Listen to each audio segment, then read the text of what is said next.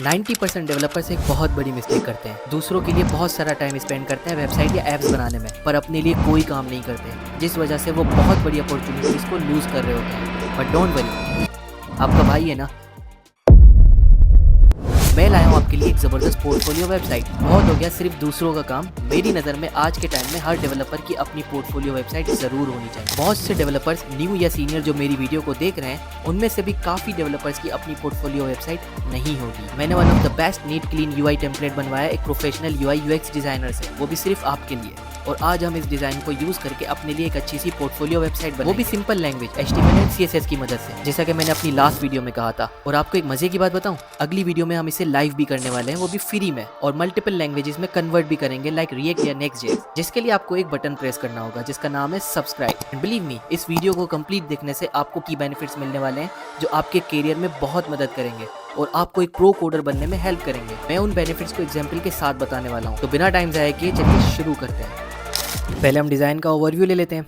ये हमारा डिज़ाइन है, इसमें हमारे पास हेडर है विथ लिंक्स, और फिर हमारे पास अबाउट का सेक्शन है जिसमें आपने अपना नाम, अगर आपको अपना नाम लिखना है तो नाम लिख लें, वरना कोई भी एक ऐसी टैग लाइन जो सामने वाले को अट्रैक्ट करे वो आप लिख सकते हैं। उसके बाद अपने बारे में थोड़ी सी इन्फॉर्मेशन दे दें। देन हमारे पास सेक्शन है, जो भी आपके पास प्रोग्रामिंग लैंग्वेजेस की एक्सपर्टीज़ है वो आप प्रोग्रामिंग लैंग्वेजेस के लोगोज़ यहाँ पे मेंशन कर सकते हैं। देन हमारे पास प्रोजेक्ट्स का सेक्शन है, इसमें आप अपने प्रोजेक्ट्स बता सकते हैं कि कौन कौन से प्रोजेक्ट्स आपने रिसेंटली किए हैं। देन हमारे पास एक्सपीरियंस का सेक्शन है जिसमें आप अपने एक्सपीरियंस एक्सप्लेन कर सकते हैं कि कौन सी कंपनी में आपने काम किया है, क्या काम किया है, जिस तरह आपके पास लिंक्डइन प्रोफाइल में होता है। उसके बाद आपके पास है कॉन्टैक्ट का सेक्शन जिसमें आप थोड़ी सी अपने बारे में इन्फॉर्मेशन देकर कोई आपको क्यों कॉन्टैक्ट करे ये बताकर आप अपना सोशल लिंक दे सकते हैं। मैंने इस डिज़ाइन में कोशिश की है हर वो पार्ट कवर करें जो एक डेवलपर के लिए बहुत इंपॉर्टेंट है, उसकी जर्नी को एक्सप्लेन करने के लिए। और आप देख रहे होंगे कि ये CV से ज़्यादा प्रोफेशनल लग रहा है। अगर ये वेबसाइट अगर आपकी लाइव हो और आप ये वेबसाइट का लिंक किसी रिक्रूटर को दें तो ये ज़्यादा प्रोफेशनलिज्म शो कर रहा है और आपकी जर्नी को अच्छे से एक्सप्लेन कर रहा है। नेक्स्ट हम फोल्डर के स्ट्रक्चर को समझ लेते हैं कि मैं क्या फोल्डर का स्ट्रक्चर फॉलो करने वाला हूँ। मैंने एक फ़ोल्डर बनाया है डेस्कटॉप पे, उसके अंदर मैंने CDN का फ़ोल्डर बनाया है। आप एसेट नाम भी रख सकते हैं, CDN भी नाम रख सकते हैं। CDN का मतलब होता है कंटेंट डिलीवरी नेटवर्क। ये एक प्रोफेशनल वे है, एक कोडिंग के अंदर आप जब कोई वेबसाइट या कोई एप्लीकेशन बना रहे होते हैं तो आप अपने एसेट्स को CDN के अंदर रख रहे होते हैं। मैं अभी आपको उसकी तरफ नहीं लेके जा रहा, अभी हम इसको समझ लेते। आप इसका स्ट्रक्चर क्या रखें आपके ऊपर है, आप इसको एसेट्स का भी नाम दे सकते हैं, ये एसेट्स भी हैं। उसके अंदर मैंने एक फ़ोल्डर बनाया है CSS का और एक बनाया मैंने इमेजेस का। इमेजेस के अंदर मैंने वो सारी इमेजेस रख ली हैं जो मेरे को इस टेम्पलेट के अंदर काम आने वाली हैं। आप देख रहे होंगे कि मेरे पास प्रोफाइल पिक्चर है, लोगोज़ हैं, सोशल लिंक्स हैं, इमेजेस हैं प्रोजेक्ट्स की। ये सब चीज़ें मैंने इमेजेस के फ़ोल्डर में पहले से ही रख दी हैं ताकि हमारा टाइम सेव हो। और मैंने एक CSS का फ़ोल्डर बनाया जिसमें मैं अपनी CSS फाइल रखूँगा। अभी हमारे पास जावास्क्रिप्ट की फ़ाइल नहीं है, तो वरना अगर होती तो हम इसमें जावास्क्रिप्ट की फ़ाइल का भी एक फ़ोल्डर बना लेते। ये जो स्ट्रक्चर मैं आपको फ़ोल्डर का दिखा रहा हूँ, जितना आप प्रोफेशनल रखेंगे उतना आपके लिए फ़ायदा है, क्योंकि इस स्ट्रक्चर से आपका प्रोफेशनलिज्म शो होगा। जब आपका कोई रिक्रूटर या कोई भी बंदा इसको देख रहा हो, अगर आपने कोड को ओपन सोर्स किया होगा तो आपका प्रोफेशनलिज्म इस कोड से शो हो रहा होगा। इस पार्ट को स्किप कर सकते हैं। कोड की तरफ बढ़ने से पहले थोड़ा सा फिग्मा को डिस्कस कर लेते हैं। ये जो डिज़ाइन आप मेरे सामने देख रहे हैं ये मैंने फिग्मा में ओपन किया हुआ है। फिग्मा के बारे में मैं आपको थोड़ी सी नॉलेज दे देता हूँ। ये $multi-billion कंपनीज फिग्मा को यूज़ करती हैं अपने डिज़ाइन के लिए, और फिर वो डिज़ाइन अपने डेवलपर्स के साथ शेयर करती हैं, जिसकी मदद से डेवलपर ईजिली कलर्स या फ़ॉन्ट्स क्या रखने, स्पेसेस कितने रखने, वो सारी चीज़ें उस डिज़ाइन के अंदर से फॉलो करके अपनी डेवलपिंग कर सकता है। यही एक प्रोफेशनल वे आजकल चल रहा है और इसका प्रूफ मैं आपको दिखा देता हूँ। सबसे पहले तो हम फिग्मा की कम्युनिटी की तरफ चले जाते हैं। गूगल आप करें और गूगल पे आप लिखें फिग्मा कम्युनिटी। आप जैसे ही फिग्मा कम्युनिटी में आएंगे, जिस तरह कोड पब्लिक होते हैं गिटहब पे, उसी तरीके से डिज़ाइन भी अब पब्लिक होते हैं ओपन सोर्स। मैंने भी इस डिज़ाइन को पब्लिक किया हुआ है, आपको इसका लिंक मैं शेयर कर दूंगा। इस डिज़ाइन को मैं खोल लेता हूँ यहाँ पर, लेकिन उससे पहले मैं आपको दिखाता हूँ कि कितनी बड़ी बड़ी कंपनीज़ इसको यूज़ कर रही हैं। एक एग्जाम्पल दिखाता हूँ। जैसे मैंने उबर सर्च किया तो उबर ने अपने जो भी डिज़ाइन ओपन सोर्स किए हुए हैं वो सारे के सारे यहाँ पर आपके सामने डिस्प्ले हो रहे होंगे। उबर इज़ अ $multi-billion कंपनी। इस तरह से बहुत बड़ी बड़ी कंपनीज इसको यूज़ कर रही हैं। आप जाके जो भी नाम सर्च करें आपको उसके ओपन सोर्स डिज़ाइन मिल जाएंगे। लेकिन हम फिग्मा यहाँ पे नहीं समझने वाले, लेकिन फिग्मा को यूज़ ज़रूर करेंगे ताकि आपको थोड़ी नॉलेज हो कि फिग्मा से डिज़ाइन किस तरीके से हम डेवलपिंग की तरफ ले जा सकते हैं। अगर आपका अकाउंट नहीं बना हो फिग्मा में तो आप फिग्मा का अकाउंट बना लीजिएगा। जो मैं लिंक आपके साथ इस वीडियो में शेयर करूंगा डिस्क्रिप्शन में फिग्मा का, वो आपने ब्राउज़र में जाके ओपन करना है। जब आप डिज़ाइन को ओपन करेंगे तो इस तरीके से आपके पास एक बटन शो होगा, ओपन इन फिग्मा। अगर आपका अकाउंट बना हुआ है तो आपने जस्ट सिंपली इस पर क्लिक करना है। तो जैसे आप इस पर क्लिक करेंगे तो ये आपके सामने इस तरह से डिज़ाइन ओपन हो जाएगा। अगर आपका अकाउंट नहीं बना हुआ तो आप अकाउंट बना लीजिएगा। उसके बाद आपने सिंपली क्या करना है, डेवलपर मोड ऑन कर देना है। तो अगर आप डेवलपर मोड ऑन कर लेते हैं तो इससे आपको बहुत सारे बेनिफिट है। इवन आप HTML का कोड भी यहाँ से निकाल सकते हैं, बट अभी हम उसको नहीं देखेंगे। हम सिर्फ CSS का पार्ट इसमें से निकालेंगे। जैसे कि ये जो आप मल्टीपल ग्रेडियंट्स यहाँ पे देख रहे हैं, इस ग्रेडियंट का ऑब्वियसली हमें कोड चाहिए होगा, तो हम इसमें से निकालेंगे, और साइजेस वगैरह भी हम इसमें से निकालेंगे। बाकी मैं सोर्स कोड तो प्रोवाइड करने वाला हूँ, आपको जो भी CSS देखनी हो वो आपके सामने आ जाएगी, और उस कोड को डाउनलोड करने का तरीका मैं वीडियो के एंड में सिखा दूंगा। अब हम अपने फोल्डर को ओपन कर लेते हैं अपने फेवरेट एडिटर के अंदर। ये मेरा फोल्डर ओपन हो चुका है विजुअल स्टूडियो कोड में। अच्छा, यहाँ पर मैं आपको थोड़ी सी प्रो कोडिंग टिप्स दूंगा। अगर आप कोडिंग कर रहे हैं HTML और CSS में, तो मैं सजेस्ट करूंगा 1-2 एक्सटेंशंस आप इसमें इंस्टॉल कर लें जो आपको कोडिंग में बहुत बेनिफिट देंगी। एक्सटेंशन में आप जाके सिंपली सर्च करें प्रीतियर। जैसे ही आप प्रीतियर सर्च करेंगे तो आपके सामने ये पहली आ जाएगी जिसके सबसे ज़्यादा डाउनलोड हैं, 38.5 मिलियन का बेनिफिट मैं आपको बताता हूँ। इंस्टॉल कर लेते हैं सबसे पहले इसको। और दूसरी एक्सटेंशन आपने इंस्टॉल कर लेनी है लाइव सर्वर। ये भी आप देख रहे होंगे 41 मिलियन यूज़र्स इसको यूज़ कर रहे हैं करंटली। इसको भी आप इंस्टॉल कर लें। ये दोनों एक्सटेंशन आपको बहुत हेल्प करने वाली है कोडिंग में। वापस से अपने कोड के फोल्डर में आ जाते हैं, और मैं सजेस्ट करूँगा कि जब आप ये एक्सटेंशन इंस्टॉल कर लें तो आप एक मरतबा इसको क्विट करके दोबारा से ओपन कर लें। उससे क्या होगा कि एक्सटेंशन के पावर्स लोड हो जाएंगे। मैंने VS कोड को क्विट करके ओपन कर लिया है, और मेरी एक्सटेंशन भी यहाँ पे इंस्टॉल्ड बता रहा है। आप देख रहे होंगे यहाँ पे दिखा रहा है इंस्टॉल्ड और डिसेबल्ड। इस दैट मीन्स कि ये दोनों एक्सटेंशन मेरी इंस्टॉल हो चुकी हैं। और यहाँ पर एक बटन भी आपको शो हो रहा होगा, गो लाइव। इसका बेनिफिट मैं आपको बताता हूँ। सबसे पहले हम एक फ़ाइल क्रिएट कर लेते हैं index.html की, और एक फ़ाइल क्रिएट कर लेते हैं style.css। CSS के फोल्डर के अंदर जाकर HTML का बेस कोड लिखने के लिए हम सिंपली यहाँ पे टाइप करेंगे HTML5, जो हमारा वे है HTML के लिए। टाइटल चेंज कर लेता हूँ मैं, यहाँ पे लिख देता हूँ ABM कोड। और अब हम यहाँ पर स्टाइल की फ़ाइल इंक्लूड कर लेंगे। स्टाइल की फ़ाइल इंक्लूड करने का जो वे आपको मैंने अपनी वीडियो में सिखाया था लास्ट टाइम, लिंक लिख के आपने सिंपली लिखना है रिलेशन स्टाइल शीट।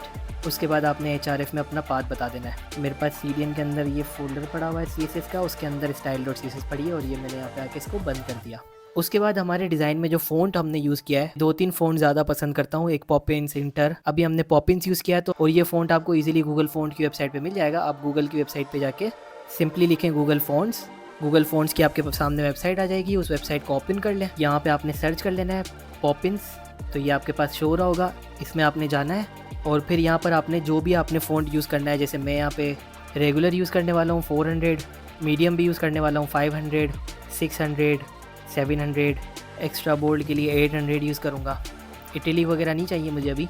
और जैसे जैसे आप फ़ॉन्ट सेलेक्ट करते जाएंगे तो यहाँ पे आप देख रहे होंगे एक कोड क्रिएट होता जा रहा है। आपने सिंपली क्या करना है, 2 तरीके होते हैं। या तो आप गूगल के फ़ॉन्ट को डाउनलोड करके अपनी वेबसाइट में इंक्लूड करवा सकते हो, लेकिन मैं आपको शॉर्टेस्ट वे बता देता हूँ। यहाँ पर आपने सिंपली इसको कॉपी कर लेना है और अपनी वेबसाइट में जाके इसको पेस्ट कर देना है। अच्छा, मैंने आपसे एक एक्सटेंशन इंस्टॉल करवाई थी जिसका नाम था प्रीतियर। अभी मैं प्रीतियर इंस्टॉल करने के बाद भी कोड की फॉर्मेटिंग मैनुअली कर रहा हूँ। ये देख रहे होंगे यहाँ पे आपने कोड की फॉर्मेटिंग मुझे मैनुअली करनी पड़ रही है। ये मैंने प्रीतियर जो एक्सटेंशन इंस्टॉल करवाई थी, इससे आपका बेनिफिट ये है कि आपका कोड ऑटोमेटिकली फॉर्मेट हो जाए ऑन सेव। इसकी सेटिंग इनेबल करनी पड़ती है। इसको इंस्टॉल करने के बाद हम सेटिंग्स में चले जाते हैं और यहाँ पे सर्च कर लेते हैं फॉर्मेट ऑन सेव। अभी आप देख रहे होंगे कि फॉर्मेट ऑन सेव इनेबल नहीं है। इस चेक बॉक्स को इनेबल करने के बाद आपने यहाँ पे सर्च करना है फॉर्मेट, और यहाँ पर आपने एक डिफॉल्ट फॉर्मेटर सेलेक्ट कर लेना है, जैसे मैं यहाँ पे सिलेक्ट करने वाला हूँ प्रीतियर। बस इतना काफ़ी है। ये सेटिंग आपकी डिफाइन हो गई। अब जैसे ही मैं इसको सेव दबाऊंगा तो आप देख रहे होंगे मेरा कोड ऑटोमेटिकली फॉर्मेट हो गया। इस एक्सटेंशन से पहले मुझे ये सारी चीज़ें मैनुअल करनी पड़ती, बट अब मुझे सिर्फ सेव बटन दबाना है और मेरा कोड ऑटो फॉर्मेट होता जाएगा। उसके बाद आपने एक और काम कर लेना है, अपनी style.css में जाना है, और कुछ CSS ऐसी होती हैं जो HTML की तरफ से आपको डिफ़ॉल्ट मिलती हैं, उसको आपने कर देना है बंद। उसको बंद करने के लिए आपने सिंपली यहाँ पे स्टार लगा के और आपने बता देना है मार्जिन कर दो 0। किसी भी चीज़ का मुझे मार्जिन नहीं चाहिए। उसके अलावा आप पेडिंग भी कर दो 0। किसी भी चीज़ की आपको पेडिंग डिफ़ॉल्ट में नहीं चाहिए। इसके अलावा आपने बॉक्स साइजिंग कर देनी है बॉर्डर बॉक्स। ये कुछ डिफ़ॉल्ट CSS है। इसके अलावा और हम एक काम कर लेते हैं कि बॉडी को डिफ़ॉल्ट फ़ॉन्ट दे देते हैं जो हमने पॉपिंस इंस्टॉल किया है हेडर के अंदर। उसका कोड भी आपको गूगल फ़ॉन्ट की वेबसाइट से मिल जाएगा। आप थोड़ा सा स्क्रॉल डाउन करें तो यहाँ पे आपको दिखा रहा होगा फ़ॉन्ट फैमिली। आपने ये कॉपी कर लेना है इसको और यहाँ पे आके आपको इसको पेस्ट कर देना है। अब आपकी वेबसाइट पे डिफ़ॉल्ट फ़ॉन्ट पॉपिंस लग चुका है, और जो हमने एक्सटेंशन इंस्टॉल की है ये आपके CSS के कोड को भी ऑटो फॉर्मेट करती जाएगी। उसके अलावा जो हमारा बैकग्राउंड कलर वेबसाइट में यूज़ हो रहा था, उसके लिए हम फिग्मा डिज़ाइन ओपन कर लेते हैं। फिग्मा डिज़ाइन में मैं अपना बैकग्राउंड देखने के लिए सिंपली यहाँ पे क्लिक करूँगा ब्लैक एरिया पे, तो यहाँ पे मुझे मैं इसको बंद कर देता हूँ ताकि आपको सही तरीके से शो हो। इसको भी, ये टूल बार बंद हो गई है। अब आप देख रहे होंगे यहाँ पर आपको ये डिज़ाइन में जस्ट यहाँ पे क्लिक किया तो ये मेरे पास CSS में बैकग्राउंड कलर दिखा रहा है कि बैकग्राउंड कलर क्या यूज़ हो रहा है। अभी हम सिंपली बैकग्राउंड कलर को कॉपी कर लेते हैं। जो ये हमारा है ये कॉपी हो चुका है, जस्ट डबल क्लिक किया मैंने और यहाँ पे हमने सिंपली लिख दिया बैकग्राउंड कलर और ये हमने इसको सेव कर लिया। अब हम अपने HTML फाइल को भी सेव कर लेते हैं और ये मैं उड़ा देता हूँ, इसकी ज़रूरत नहीं है गूगल APIs की। अगर आपने अपनी style.css को प्रॉपर्ली इंक्लूड किया हुआ होगा तो आपकी style.css सक्सेसफुली रन करेगी, अदरवाइज नहीं करेगी। अब पहले आपने HTML फाइल को प्रीव्यू करने के लिए क्या करना पड़ता था, फोल्डर में जाके राइट क्लिक करके प्रीव्यू करना पड़ता था ब्राउजर में। दैट वाज वेरी ओल्ड वे। अब आपने सिंपली यहाँ पे गो लाइव पे क्लिक कर लेना है क्योंकि अब आपके पास एक एक्सटेंशन इंस्टॉल हो चुकी है जिसका नाम है लाइव सर्वर, जो आपके इस HTML के कोड को सर्वर में कन्वर्ट कर सकती है। तो ये मेरा पेज प्रीव्यू हो चुका है। मैं इसका URL कॉपी करके यहाँ पे ओपन कर लेता हूँ ताकि आपको फुल प्रीव्यू नजर आए। तो ये हमारा पेज ओपन हो चुका है। अभी इसमें ब्लैंक दिख रहा है, कुछ भी नहीं दिख रहा। ब्लैक कलर का बैकग्राउंड हमने यूज़ किया है इसलिए ब्लैक कलर का बैकग्राउंड आ रहा है। हमारी थीम में जो डिफ़ॉल्ट कलर फ़ॉन्ट का है वो ये कलर है। अब मैं यहाँ पे सिंपली जाके इसको कॉपी कर लेता हूँ इस कलर को और style.css में आके यहाँ पे अपना डिफ़ॉल्ट फ़ॉन्ट का कलर डिफाइन कर लेता हूँ। तो ये आ चुका है। तो हमारे डिज़ाइन में सबसे पहले हमारे पास है हेडर।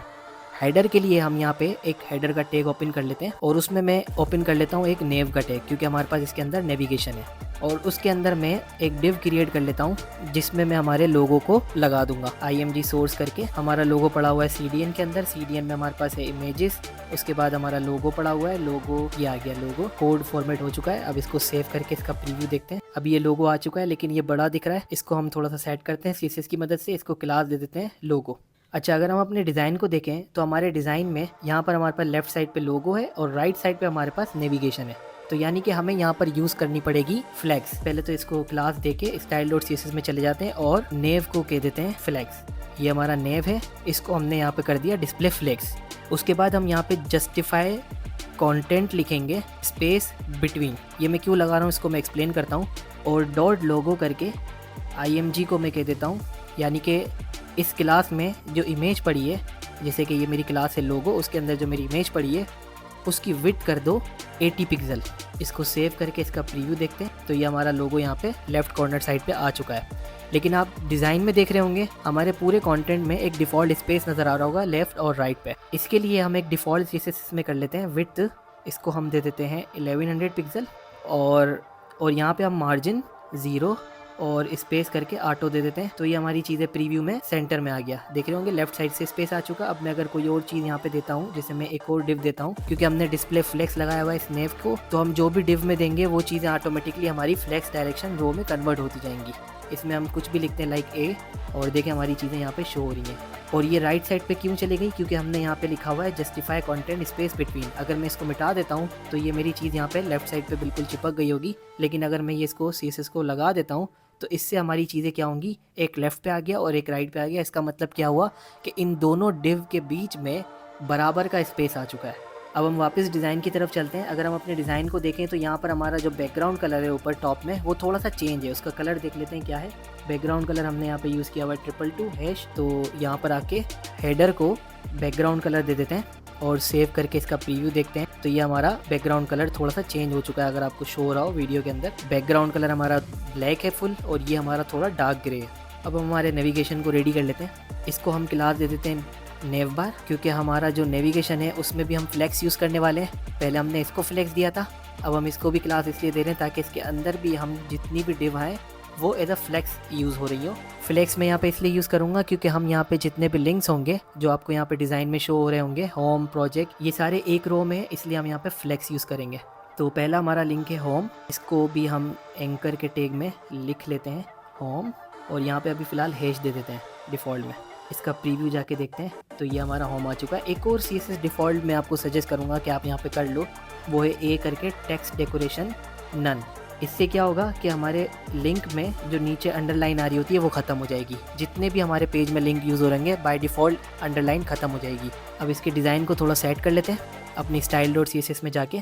हम सबसे पहले तो नेव बार को कहेंगे कि आप डिस्प्ले फ्लेक्स हो जाओ और अब हम यहाँ पे कोई भी डिव लिखेंगे लाइक दूसरा हमारा प्रोजेक्ट है लिंक, सेव करके इसका प्रीव्यू देखेंगे तो ये देखें हमारा फ्लेक्स में आ चुका है। अगर मैं यहाँ से फ्लेक्स की CSS हटा दूँ तो देख रहे होंगे हमारा जो लिंक है वो एक के नीचे एक आ रहे हैं, लेकिन हमें एक रो में चाहिए इसलिए हम यहाँ पे डिस्प्ले फ्लेक्स यूज़ करेंगे। वैसे तो मैं यहाँ पे बूटस्ट्रैप जैसी लाइब्रेरी यूज़ कर सकता था, क्योंकि मेरे चैनल पे बहुत सारे न्यू बंदे हैं। मैं चाहता हूँ कि स्टेप वाइज स्टेप लेके चलूँ। पहले मैंने आपको HTML सिखाई, उसके बाद CSS। अब इन दोनों को मिला के मैं आपको एक वेबसाइट बनाना प्योर सिखा रहा हूँ। इसके बाद मैं आपको लाइब्रेरीज यूज़ करना सिखाऊंगा, जिसमें बूटस्ट्रैप, जिसकी मदद से हम इसको रिस्पॉन्सिव भी करेंगे, और हम हो सकता है कि टेलविंड CSS को भी यूज़ करें आगे चल के। बट अभी आपके कॉन्सेप्ट क्लियर करने के लिए मैं आपको प्योर HTML CSS में ये वेबसाइट डिज़ाइन करके दिखाऊंगा। इसको फ्लेक्स किया, लेकिन अभी ये दोनों बराबर में बिल्कुल चिपक गए हैं। इसको सेट कर लेते हैं। इन दोनों के बीच में स्पेस देने के लिए हम डॉट नेव बार और डिव को बोलेंगे पैडिंग 30 पिक्सल, यानी कि ऊपर नीचे से 30 पिक्सल हो जाओ और 20 पिक्सल लेफ़्ट राइट से हो जाओ। तो ये देख रहे होंगे आप, बिल्कुल सेंटर में आ चुका है ये, ऊपर से भी और नीचे से भी। इसको जूम करके दिखा देता हूँ। अब इसका फ़ॉन्ट का कलर चेंज कर लेते हैं। फ़ॉन्ट के कलर के लिए हम क्या करेंगे, डॉट नेव बार, एंकर का टैग यूज़ कर रहे हैं तो A, और यहाँ पर हम जो हमारा डिफ़ॉल्ट कलर है C5 वो यूज़ कर लेते हैं और इसको सेव करते हैं। तो हमारा ये देखें फ़ॉन्ट का कलर डिफ़ॉल्ट हो चुका है, जैसा कि हमारे डिज़ाइन में था। ये कलर आप देख रहे होंगे यहाँ पे, सॉरी नेविगेशन में यहाँ पे कलर वाइट यूज़ हो रहा है, तो हम चेंज कर देते हैं, कोई मसला नहीं है। इसको हम #FFF कर देते हैं और वापस आते हैं तो ये हमारे लिंक के कलर वाइट हो चुके हैं। जैसा डिज़ाइन में हुआ वैसे इसको फॉलो कर लेते हैं। अब हम बाकी लिंक भी लगा लेते हैं। हमारे पास नेक्स्ट लिंक है एक्सपीरियंस। मैं फिग्मा से ये डिज़ाइन इसलिए कन्वर्ट कर रहा हूँ ताकि आपको फिग्मा की थोड़ी बहुत नॉलेज आ जाए। वैसे तो आपको ये सोर्स कोड मिल जाएगा और वीडियो भी पड़ी है आपके सामने, तो आपको इजी होगा कि क्या मैंने CSS यूज़ की है। लेकिन फिर भी मैं आपको सजेस्ट करूँगा कि प्रोफेशनली आप फिग्मा कम्युनिटी से डिज़ाइंस लें और उसको कन्वर्ट करना शुरू करें, ताकि आपकी ज़्यादा से ज़्यादा प्रैक्टिस हो। थर्ड लिंक एक्सपीरियंस के बाद हमारे पास फोर्थ लिंक है कॉन्टैक्ट। इस सब को सेव करके इसका प्रीव्यू देखते हैं तो हमारे पास होम प्रोजेक्ट एक्सपीरियंस कॉन्टैक्ट ये आ चुका है, जैसा कि हमारे पास डिज़ाइन में था। उसके बाद हमारे पास नेक्स्ट है प्रोफाइल पिक्चर। हमारी कोई भी प्रोफाइल पिक्चर आपकी हो वो आप यहाँ पे सेंटर में लगा सकते हैं। अब यहाँ पर मैं क्रिएट करूँगा सेक्शन, क्योंकि ये हमारे सेक्शन है डिफरेंट। इस डिज़ाइन के अंदर ये एक सेक्शन है, फिर ये सेक्शन है, इन सबको मैं एक सेक्शन के कंटेनर में रैप करता जाऊँगा। और इसको मैं डिफ़ॉल्ट में एक क्लास दे दूँगा कंटेनर, और इस क्लास को मैं बार बार यूज़ करने वाला हूँ, तो कुछ डिफ़ॉल्ट CSS इसको मैं दे देता हूँ। जैसे मैं चाहता हूँ जितने भी मेरे कंटेनर हैं, अगर मैं यहाँ पे चेक करूँ तो मेरा कंटेनर यहाँ पे सारे एक लेफ़्ट राइट से स्पेस है। अभी हमने नेविगेशन को जिस तरीके से स्पेस दिया था 1100 पिक्सल देके, मार्जिन देके, इसी तरीके से इसको भी हम एक डिफ़ॉल्ट CSS दे देते हैं। ये वाली CSS कॉपी कर लेते हैं इसमें से, और इसको ये CSS इसको डिफ़ॉल्ट में दे देते हैं। इससे हम किसी भी सेक्शन में ये क्लास यूज़ करेंगे तो ऑटोमेटिकली हमारी चीज़ें लेफ़्ट राइट से सेंटर में आ जाएंगी, जिस तरीके से हमारे डिज़ाइन में शो हो रही है। और उसके अंदर मैं एक डिव क्रिएट कर लेता हूँ सेक्शन में, और उसका मैं नाम दे देता हूँ क्लास का अवतार, क्योंकि हम थोड़ी सी डिफरेंट CSS करने वाले हैं इसमें, इसलिए मैं क्लास दे रहा हूँ। IMG लिख के सोर्स करूँगा, और हमारी इमेज जो पड़ी है CDN, उसके अंदर इमेजेस, उसके अंदर अवतार के नाम से हमारी इमेज पड़ी है avatar.png। इसको बंद कर लेते हैं। एक और मैं यहाँ पे सजेशन दूंगा, आप कोई इमेज यूज़ करें तो उसमें अल्ट ज़रूर यूज़ करें। अल्ट एक एट्रीब्यूट है, उसके अंदर आप इमेजेस के नेम दें ताकि आपकी SEO में फ़ायदा हो। SEO मतलब सर्च इंजन ऑप्टिमाइजेशन। गूगल आपके वेबसाइट को जब क्रॉल कर रहा होता है, यानी कि आपकी वेबसाइट पे जितनी भी इमेजेस यूज़ हो रही होती हैं उनका एक नाम आप बता देते हो, जिससे क्या होता है कि गूगल को आपकी वेबसाइट की इमेजेस को गूगल इमेजेस में शो करने में आसानी होती है। जैसे मैं अगर लोगो सर्च करूं ABM, तो अब मेरे गूगल इमेजेस में जब मैं इसको सर्च करूंगा तो मेरी ये इमेज सबसे टॉप पे आएगी, अगर गूगल ने इसको अच्छे से क्रॉल कर लिया तो। इसलिए मैं सजेस्ट करूंगा कि आप इस चीज़ को भी अपनी आदत में डाल लें। इसको मैं ABM अवतार के देता हूँ। इसको सेव करके इसका प्रीव्यू देखते हैं तो हमारी इमेज यहाँ पे अभी लेफ़्ट पे शो हो रही है। अब इसको सेंटर में करने के लिए हमें ऑब्वियसली CSS लिखनी पड़ेगी, तो हम हमारी CSS में आ जाते हैं। पहले हम हमारे डिज़ाइन में देख लेते हैं कि हमने इमेज का साइज़ क्या रखा हुआ है। Okay 213 pixel. तो हम यहाँ पर डॉट अवतार, ये क्लासेस के नाम मैं सजेस्ट करूँगा कॉपी और पेस्ट करें, ताकि आप स्पेलिंग प्रॉब्लम ना करें। अक्सर नए डेवलपर ये मिस्टेक करते हैं, इसलिए मैं ये सजेस्ट करूँगा कि आप कॉपी और पेस्ट ज़्यादा से ज़्यादा करें। अवतार के अंदर हमारी जो IMG पड़ी है उसको मैं विड्थ दे देता हूँ 251 पिक्सल, और जाके इसका प्रीव्यू देखता हूँ तो ये हमारी इमेज छोटी हो गई। अभी आप देख रहे होंगे ये इमेज ऊपर से मिल रही है। इसको भी एक डिफ़ॉल्ट CSS दे देते हैं कंटेनर को, कि हमेशा कंटेनर को ऊपर नीचे से जो हमें स्पेस देना है हम उसको पेडिंग के थ्रू बता देते हैं कि 80 पिक्सल, यानी कि ऊपर और नीचे से 80 पिक्सल का हमेशा से डिफ़ॉल्ट स्पेस दो। जिस तरह के हमारे डिज़ाइन में देख रहे होंगे ऊपर से भी स्पेस है और नीचे से भी स्पेस है, तो हम एक डिफ़ॉल्ट में बता देते हैं ताकि इस क्लास को जब भी किसी भी सेक्शन में हम यूज़ करें तो हमें बार बार ये CSS ना बतानी पड़े उस क्लास को। और लेफ़्ट राइट से हम 20 पिक्सल दे देते हैं और इसको सेव करते हैं। वापस अपने वेबसाइट पे आते हैं तो ये ऊपर से स्पेस आ चुका है। और इस सेक्शन का एक क्लास और दे देते हैं, क्योंकि अभी ये इमेज हमारी जो है वो सेंटर में नहीं आ रही, क्योंकि हमारे डिज़ाइन में सारी चीज़ें सेंटर में नहीं है, सिर्फ ये चीज़, ये सेक्शन हमारा सेंटर में और ये वाला सेक्शन भी हमारा सेंटर में और कुछ हेडिंग्स हमारी सेंटर में। तो इसलिए हम बेहतर रहेगा कि इसको एक क्लास दे दें। लाइक मैं यहाँ पे क्लास दे देता हूँ अबाउट सेक्शन, क्योंकि ये मेरा अबाउट का सेक्शन है, तो मैं इसको ये क्लास दे देता हूँ। और इस अबाउट को मैं कह देता हूँ कि जो भी इस सेक्शन के अंदर मैं चीज़ें करूँ उसकी टेक्स्ट अलाइन डिफ़ॉल्ट में कर दो सेंटर। तो अब मैं जो भी चीज़ें इसमें करूँगा तो वो ऑटोमेटिकली मेरे डिज़ाइन में चीज़ें सेंटर में चली जाएगी, जिससे मेरी इमेज ऑटोमेटिकली सेंटर में आ चुकी है। उसके बाद हमारे पास एक हेडिंग है जिसमें मैंने लिखा हुआ है I do code and make content about it. ये मैंने अपनी टैगलाइन लिखी हुई है। आप अपनी कोई भी टैगलाइन या अपना नाम लिख सकते हैं, हेलो जो भी आपका नाम है XYZ, वो आप यहाँ पे लिख सकते हैं, आपकी मर्ज़ी है, आपके ऊपर है। और उस टेक्स्ट को भी मैं एक डिव में रैप कर लेता हूँ ताकि हमें CSS करने में आसानी हो। इसको मैं नाम दे देता हूँ अबाउट टेक्स्ट और इसके अंदर मैं यूज़ कर लेता हूँ H1 और H1 के अंदर मैं अपना टेक्स्ट कॉपी कर लेता हूँ यहाँ से ताकि मुझे आसानी हो। ये मैंने टेक्स्ट कॉपी कर लिया और इसका जाके अब मैं देखता हूँ प्रीव्यू। तो ये मेरा टेक्स्ट आ चुका है, लेकिन अभी बहुत स्मॉल फ़ॉन्ट है, ये सारी चीज़ें हमें करनी पड़ेंगी CSS के थ्रू। अभी जो डिफ़ॉल्ट HTML में हेडिंग का जो साइज़ होता है उसमें ये आपको हेडिंग दिखा रहा है, लेकिन हमारे डिज़ाइन में हमने हेडिंग का साइज़ ज़्यादा रखा हुआ है। अगर आपने ये हेडिंग सेलेक्ट की हुई है तो आपको राइट साइड पे दिख रही होगी कि इसका डिफ़ॉल्ट साइज़ क्या है।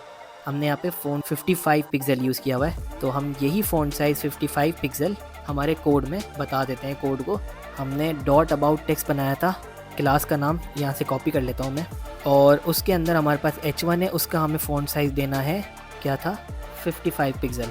इसको सेव करके इसका प्रीव्यू देखते हैं तो ये हमारा फ़ॉन्ट बड़ा हो चुका है। हमारी हेडिंग तो आ चुकी है, लेकिन हमारा जो हेडिंग है वो डिज़ाइन के अकॉर्डिंग नहीं है। अगर आप डिज़ाइन में देखें तो हमारा टेक्स्ट एक कंटेनर के अंदर है और उस कंटेनर की एक डिफ़ॉल्ट साइज़ दिखा रहा है विथ 656 पिक्सल। हमने जो यहाँ पे कंटेनर में रैप किया हुआ है अबाउट टेक्स्ट को, हम इसको भी एक विड्थ दे देते हैं ताकि हमारी चीज़ें बिल्कुल परफेक्टली शो हों। तो यहाँ पर हम एक इस कंटेनर को विड्थ दे देते हैं अबाउट टेक्स्ट को 652 पिक्सल, जो भी आप देना चाहें, 56 देना चाहें, जिस तरीके से भी आप शो करना चाहें। मैं इसको 652 पिक्सल दे रहा हूँ। तो ये मेरी हेडिंग देख रहे होंगे आप, ब्रेक हो चुकी है क्योंकि हमने विड्थ दे दी है। पहले हमारे पास विड्थ 100% थी तो ऑब्वियसली तो उसके हिसाब से फुल शो कर रहा था। अब अगर हम डिज़ाइन में देखें तो इन दोनों के बीच में गैप कम है और यहाँ पर गैप ज़्यादा है और इसका कलर भी वाइट है और यहाँ पे थोड़ा सा इसका कलर चेंज है। तो हम इसको भी सेट कर लेते हैं हमारे पास और इसका अलाइनमेंट भी सेट कर लेते हैं। तो सबसे पहले तो हम इसको विड्थ के बाद मार्जिन 0 ऑटो कर देते हैं, जिससे हमारी चीज़ें जो है सारी सेंटर में आ जाएंगी। तो ये देख रहे होंगे सेंटर में आ चुका है। और अब हम इस दोनों के बीच में लाइन हाइट डिफाइन कर लेते हैं। लाइन हाइट हम दे देते हैं इसमें 1। तो ये हमारा कंटेंट बिल्कुल थोड़ा सा इसके साथ मिल चुका है। अब हम इसको कलर दे देते हैं, डिफ़ॉल्ट कलर हम इसको कर देते हैं #FFF, यानी कि वाइट कलर। ये देख रहे होंगे हमारा कलर वाइट हो चुका है, लेकिन हमारे डिज़ाइन में अबाउट इट का जो कलर है वो थोड़ा चेंज है। हम यहाँ पर भी अबाउट इट को चेंज कर देते हैं। हमें सिर्फ अबाउट इट के कलर को चेंज करने के लिए डिफ़ाइन करना पड़ेगा स्पेन, और हमने अबाउट इट को स्पेन के अंदर रख लिया है। अब हम इस स्पेन को एक CSS देते हैं। इसके लिए हम क्या करते हैं, इस सिलेक्टर को कॉपी कर लेते हैं और यहाँ पे पेस्ट कर लेते हैं और इस सिलेक्टर के आगे हम लगा देते हैं ग्रेटर देन का साइन और यहाँ पर हम लिख देते हैं स्पेन। अब हमारी CSS इस प्लस में इसको और सिर्फ इसको टारगेट करेगी। इस ग्रेटर देन से हम सिर्फ इसको टारगेट कर सकते हैं। सबसे पहले तो इस ग्रेडियंट की CSS को यहाँ से कॉपी कर लेते हैं। हम क्या करते हैं, सिंपली ये हम यहाँ से आके यहाँ से लेके इन चारों को कॉपी करके यहाँ पर इसको पेस्ट कर देते हैं। इसको ये सेव करके इसका अब हम प्रीव्यू देखें तो ये देखें हमारे पास इसका कलर चेंज हो चुका है, जैसे कि हमारे डिज़ाइन में था हमारे पास भी आ चुका है। लेकिन डिज़ाइन में हमारे पास मेक नीचे है, तो हम हमारे डिज़ाइन को फॉलो करते हुए इसको लाइन ब्रेक दे देते हैं ताकि हमारा जो है जिस तरीके से हमारे डिज़ाइन में वैसे हो जाए। तो ये हमारा डिज़ाइन बिल्कुल वैसा हो गया जैसे हमारे डिज़ाइन में था, I do code and make content about it. तो ये अब मुझे सही लग रहा है। अब ये सब चीज़ें तो सेट हो गई है, लेकिन इसके ऊपर थोड़ा डिज़ाइन के अंदर गैप है, तो हम भी यहाँ पे गैप दे देते हैं। और गैप के लिए हम क्या करते हैं कि इस यहाँ पर ये जो ऊपर शुरू में 0 लिखा हुआ है इसको हम 30 पिक्सल कर देते हैं ताकि ऊपर और नीचे से सेम स्पेस आ जाए हमारे डिज़ाइन में। हम वापस आते हैं तो ये देखिए ऊपर से भी स्पेस आ चुका है और नीचे से अभी शो इसलिए नहीं हो रहा क्योंकि कोई चीज़ हमारी इसके नीचे है नहीं। अब हमारे डिज़ाइन में नेक्स्ट सेक्शन है पैराग्राफ का, तो हम पैराग्राफ लिख लेते हैं और उसके लिए हम टैग ओपन कर लेते हैं P का और डिज़ाइन से ये टेक्स्ट कॉपी कर लेते हैं और यहाँ पर इधर पेस्ट कर देते हैं इसको और सेव करके इसका भी प्रीव्यू देख लेते हैं। तो ये हमारा आ गया है पैराग्राफ, लेकिन ये अभी इसकी CSS वगैरह करनी पड़ेगी ऑब्वियसली। अगर हम अपने डिज़ाइन में जाएं तो हमारे पास जो फ़ॉन्ट साइज़ है वो है 18 पिक्सल तो हम यहाँ पर हमारा फ़ॉन्ट साइज़ 18 पिक्सल कर देते हैं। इस डिव को टारगेट करते हुए डॉट अबाउट टेक्स्ट, और यहाँ पर हम स्पेस देके पी को टारगेट कर लेते हैं और फ़ॉन्ट साइज़ हम दे देते हैं, क्या था, 18 पिक्सल। और उसके बाद हम और ऊपर से थोड़ा सा स्पेस दे देते हैं, क्योंकि ये फ़ॉन्ट अभी बिल्कुल मिल रहा था ऊपर से, 30 पिक्सल ही दे देते हैं। सेव करके इसका प्रीव्यू देखते हैं तो ये हमारा, ये देख रहे होंगे डिज़ाइन से बिल्कुल सिमिलर होता जा रहा है। उसके बाद हमारे पास 2 बटन हैं, हम इन 2 बटन को बना लेते हैं। बटन को भी हम इसी डिव के अंदर ही रख लेते हैं जो हमारी यहाँ पर क्लोज़ हो रही है। इसके ऊपर थोड़ा सा एक डिव क्रिएट कर लेते हैं जिसका नाम हम क्लास दे देते हैं अबाउट बटन, और इसके अंदर हम बटन क्रिएट कर लेते हैं। बटन के लिए हमारे पास HTML का टैग बटन है, और क्लास में हम बोल देते हैं, इसको हम पहले वाले को हम बटन प्राइमरी कह देते हैं, और इसके बीच में हम लिख लेते हैं जो हमारा टेक्स्ट था, गेट इन टच।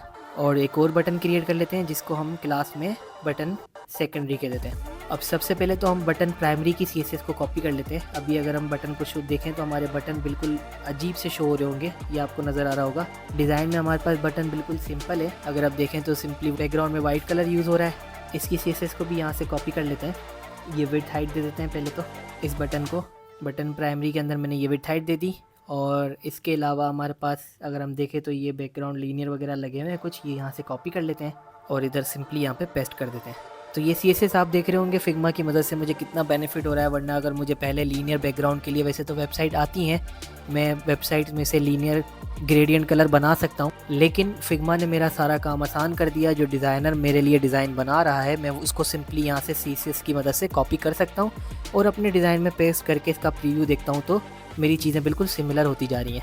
अभी इसका फ़ॉन्ट वगैरह चेंज करते हैं। फ़ॉन्ट साइज़ हमारा इसके अंदर जो यूज़ हो रहा है वो है 22 पिक्सल। इसको सेव करके इसका प्रीव्यू देखते हैं तो फ़ॉन्ट भी हमारा हो चुका है, लेकिन अभी ये ऊपर से मिल रहा है। इसके लिए हम क्या करते हैं कि ये जो अबाउट बटन है, इस क्लास को कॉपी करके इससे पहले इसको मार्जिन टॉप दे देते हैं 30 पिक्सल। तो अगर हम सेव करते हैं तो ऊपर से हमारा बटन ये सेट हो चुका है। अब हम सेकेंडरी बटन बना लेते हैं। सेकेंडरी बटन अगर हम देखें तो इसके सिलेक्टर को यहाँ पे रख के कर्ली ब्रैकेट ओपन करके इसके डिज़ाइन में चले जाते हैं, और डिज़ाइन में जाके देखें तो सेकेंडरी बटन की CSS तो मुझे सिंपल लग रही है, आपको कॉपी करने की ज़रूरत नहीं है। CSS में अगर चेक करूँ तो इसमें कोई बैकग्राउंड कलर नहीं है, तो बैकग्राउंड नन कर देता हूँ। बॉर्डर कलर मैं दे देता हूँ 2 पिक्सल और सॉलिड और वाइट कलर दे देता हूँ इसमें। ये सारी जो मैं CSS यहाँ पे कर रहा हूँ बॉर्डर की, और जो मैं एक्सप्लेन नहीं कर रहा हूँ जिन CSS को, वो ऑलरेडी मैं CSS वाले कोर्स में कवर कर चुका हूँ, और HTML की भी मैं वीडियो बना के आपको एक्सप्लेन कर चुका हूँ पहले ही सारी चीज़ें। तो अगर आपको अपने कॉन्सेप्ट क्लियर करने हैं HTML और CSS के, तो मेरे ट्यूटोरियल जाके देख लें चैनल पे, लिंक आपको मैं डिस्क्रिप्शन में पेस्ट कर दूँगा। उसके बाद इसमें भी वही विड्थ ऊपर जो हमने दी थी, विड्थ टू राइट, वही यहाँ पे डिफाइन कर लेते हैं, और बॉर्डर रेडियस भी हमने दिया हुआ था, ये भी यहाँ पे कॉपी कर लेते हैं। और ये जो फ्लेक्स श्रिंक है इसकी ज़रूरत नहीं है, वैसे कुछ CSS हमें फिग्मा की तरफ से एक्स्ट्रा मिल रही होती है, उसकी वैसे ज़रूरत नहीं होती है। तो हम जाके देखते हैं तो हमारा बटन बन चुका है, लेकिन अभी हमारा फ़ॉन्ट साइज़ वगैरह रहता है, उसकी CSS हमें करनी पड़ेगी। फ़ॉन्ट साइज़ इसका भी हम ये कर देते हैं, और कलर हम इसमें दे देते हैं #FFF, यानी कि वाइट कलर। तो ये हमारा बटन सिमिलर हो चुका है। आप देख रहे होंगे जिस तरीके से हमारे डिज़ाइन में था, इन दोनों के बीच में स्पेस है वो भी हम डिफ़ाइन कर लेते हैं। अगर उसके लिए हमें कुछ नहीं करना, यहाँ पे जाके सिंपली लिखना है मार्जिन राइट 20 पिक्सल। इससे क्या होगा, जो प्राइमरी हमारा है, यानी कि जो जिसको ये क्लास हमने दी हुई है, उसके आगे से राइट से थोड़ा सा स्पेस हमें मिल गया, यानी कि हमने इसकी मदद से इधर स्पेस ले लिया, तो ऑटोमेटिक हमारे इन दोनों के बटन के बीच में स्पेस आ चुका है। तो ये हमारा हेडर और अबाउट का सेक्शन रेडी है। अब हम नेक्स्ट सेक्शन की तरफ चलते हैं, जिसमें हमारे पास प्रोग्रामिंग लैंग्वेजेस के लोगोज हैं। तो ये भी सिंपल है, इसको भी हम यहाँ पे आके एक सेक्शन में रैप कर लेते हैं, और इसको भी वही क्लास दे देते हैं कंटेनर, और इसको एक और क्लास दे देते हैं एक्सपीरियंस विथ, क्योंकि कुछ ऐसी CSS होती हैं जो हमें इसको देनी पड़ेंगी, जैसे हमने अबाउट को ऊपर दी थी। और इसके अंदर हम एक हेडिंग क्रिएट कर लेते हैं H2 से। अच्छा, पहली हेडिंग हमेशा आपकी जो वेबसाइट में होनी चाहिए वो H1 में होनी चाहिए। उसके बाद आप जितनी भी हेडिंग क्रिएट करें, कोशिश करें उसको H2 में करें। H1 को बार बार ना यूज़ करें, ये भी सर्च इंजन ऑप्टिमाइजेशन के लिए अच्छा नहीं है। गूगल जब आपकी वेबसाइट को क्रॉल करेगा तो ये नेगेटिव मार्किंग हो जाती है आपकी, और ये वो बेनिफिट्स हैं जो आपको दूसरे ट्यूटोरियल में नहीं मिलेंगे, इतने बेसिक वीडियो में जो मैं आपको दे रहा हूँ इस वीडियो के ज़रिए। इसमें हम हमारी हेडिंग लिख लेते हैं, जिसमें हमारे पास है, डिज़ाइन में जाके देखते हैं एक्सपीरियंस विथ, कॉपी कर लेते हैं यहाँ से, और यहाँ पे आके सिंपली इसको पेस्ट कर लेते हैं, और यहाँ पे इसका प्रीव्यू जाके देखें तो हमारी हेडिंग आ चुकी है। लेकिन अभी ये लेफ़्ट अलाइन है, ऑब्वियसली हमें इसको CSS देनी पड़ेगी। तो हम क्या करते हैं कि इसको कॉपी करते हैं और यहाँ पर आके इसको बोल देते हैं टेक्स्ट अलाइन सेंटर। तो इससे क्या होगा कि जितनी भी चीज़ें हमारी हैं वो ऑटोमेटिकली सेंटर में आ जाएंगी डिफ़ॉल्ट में, क्योंकि हमारे इस सेक्शन में डिज़ाइन के अकॉर्डिंग हमारी चीज़ें सेंटर में है। अब इसका फ़ॉन्ट साइज़ देख लेते हैं। इसका फ़ॉन्ट साइज़ 20 पिक्सल है। तो हम भी हमारे डिज़ाइन में डॉट एक्सपीरियंस विड्थ के ज़रिए H2 को टारगेट करके फ़ॉन्ट साइज़ दे देंगे 20 पिक्सल। तो ये हमारा फ़ॉन्ट थोड़ा सा डिज़ाइन के अकॉर्डिंग हो चुका है। उसके बाद हमारे पास प्रोग्रामिंग लैंग्वेजेस के लोगोज़ हैं। कोड में जाते हैं और यहाँ पर आके एक डिव क्रिएट कर लेते हैं, क्योंकि हमारे लोगोज़ अगर चेक करें तो एक रो में है, यानी कि एक के बराबर में एक, तो हमें यहाँ पे फ्लेक्स यूज़ करना पड़ेगा। तो इसको हम एक क्लास दे देते हैं। इसको मैं यही वाली क्लास दे के लेकिन इसके आगे लैंग लिख देता हूँ। जैसा कि मैंने बताया था कि आप जितना कोड को रीडेबल रखेंगे उतना आपके लिए बेनिफिट है। तो आप अपने क्लास के नेम ऐसे दें कि आपको आगे चल के पता हो कि कौन से एरिया मेरा क्या कवर कर रहा है। और उसमें हम एक डिव दे देते हैं और उस डिव के अंदर हम IMG का टैग ओपन करके, क्योंकि हमारी IMG ऑलरेडी पड़ी हुई है CDN के फोल्डर में, CDN में इमेजेस में पहला लोगो हमारा है, पहला लोगो HTML5 का लगा लेते हैं और इसको बंद कर लेते हैं और इसमें अल्ट में लिख देते हैं HTML लोगो और इसको प्रीव्यू करके जाके देखते हैं तो हमारा लोगो यहाँ पे आ चुका है। लेकिन अभी आप चेक कर रहे होंगे कि हमारा लोगो बड़ा दिख रहा है डिज़ाइन के अकॉर्डिंग। अगर डिज़ाइन में देखें तो बहुत छोटा है। इसको भी हम सेट कर लेते हैं। पहले हम सारे लोगोज हमारे यहाँ पे लेकर आ जाएं। टोटल हमारे लोगो हैं 1 2 3 4 5। तो हमने 5 डिव यहाँ पे कॉपी कर लिए हैं। अब इनके नेम को सेट कर लेते हैं। CSS3 का लोगो थोड़ा सा आगे पीछे करूँगा, डिज़ाइन के अकॉर्डिंग नहीं कर रहा, ज़रूरी नहीं है, आप अपने हिसाब से जो भी डिज़ाइन करना चाहें वो कर सकते हैं। उसके बाद React.js का लगा देते हैं। React.js के बाद हमारे पास जावास्क्रिप्ट का लगा लेते हैं और ये सारे हमारे लोगो आ चुके हैं। अगर हम वेबसाइट पे जाएं तो हमारे लोगो भी नीचे आ रहे हैं, क्योंकि हमने फ्लेक्स CSS नहीं दिए। पहले हम फ्लेक्स CSS दे देते हैं, फिर आगे CSS को कंटिन्यू करते हैं। क्लास का नाम कॉपी करके मैंने सेलेक्ट कर लिया और इसको मैंने कह दिया डिस्प्ले फ्लेक्स। तो ये मेरी चीज़ें बिल्कुल सही आ रही हैं, लेकिन अभी इमेजेस वगैरह इनको सबको CSS देनी पड़ेगी। तो सबसे पहले मैं इमेजेस को कह देता हूँ। हम यहाँ से डिज़ाइन में से देख लेते हैं कि हमने क्या रखा हुआ। इमेजेस का साइज़ 42 पिक्सल, तो विड्थ 42 पिक्सल बोल देते हैं इसको, इमेज को। और यहाँ पे जाके डिज़ाइन में देखते हैं तो हमारा सारी इमेजेस एक साइज़ हो चुकी हैं। अब इनके बीच में स्पेसेस और इनको सेंटर में लेके आने की करते हैं। तो उसके लिए हम यूज़ करेंगे विड्थ, क्योंकि हमारी जैसे ऊपर हमने विड्थ यूज़ किया था और फिर उसके बाद हम इसको सेंटर में लाए थे, इसी तरीके से इसको भी हम विड्थ के थ्रू सेंटर में लाएंगे। जितने आपके लोगोज़ हैं उतनी आप विड्थ दीजिएगा। मैं जो यहाँ पे विड्थ यूज़ करने वाला हूँ, इस वाले कंटेनर को विड्थ दे देता हूँ मैं 500 पिक्सल, क्योंकि मेरे लोगो जितने हैं उसके अकॉर्डिंग ये विड्थ काफ़ी रहेगी। उसके बाद मैं मार्जिन दे देता हूँ दोनों के बीच में। तो ऊपर नीचे से मुझे स्पेस चाहिए 50 पिक्सल और लेफ़्ट राइट से मुझे चाहिए ऑटो।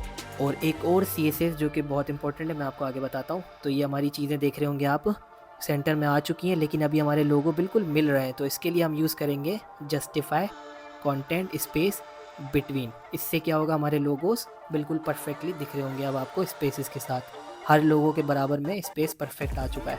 अगर मैं माउस लेके जाऊं और यहाँ पे पॉइंटर शो करना चाहता हूँ तो उसके लिए यहाँ पे कर्सर पॉइंटर लिखूंगा। तो ये देख रहे होंगे माउस ले जा रहा हूँ तो मुझे यहाँ पे माउस का जो कर्सर है वो चेंज हो रहा है। तो ये सेक्शन हमारा रेडी हो चुका है इस डिज़ाइन के अकॉर्डिंग। अब हमारे पास नेक्स्ट सेक्शन है प्रोजेक्ट्स का। तो चलें प्रोजेक्ट्स की तरफ चलते हैं। कोड में एक और सेक्शन क्रिएट कर लेते हैं।